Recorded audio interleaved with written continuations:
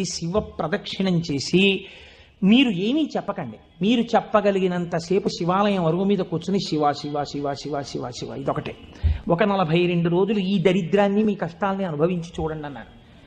మీరు నమ్ముతారా?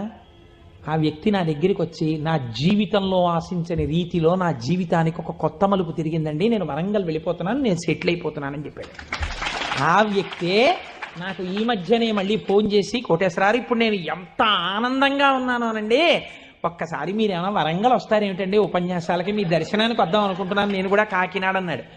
అయ్యా మీరు ఎప్పుడైనా కాకినాడ ఇప్పుడు అక్కర్లేదు, ఎప్పుడో తర్వాత వద్దురు కానీ నేను వరంగల్ ఇప్పుడు మాత్రం రావట్లేదు, నేను వరంగల్ వస్తే చెప్తాను, అప్పుడు మీరు నా దగ్గరికి వద్దురు కానీ తప్పకుండా దర్శనానికి అన్నాడు.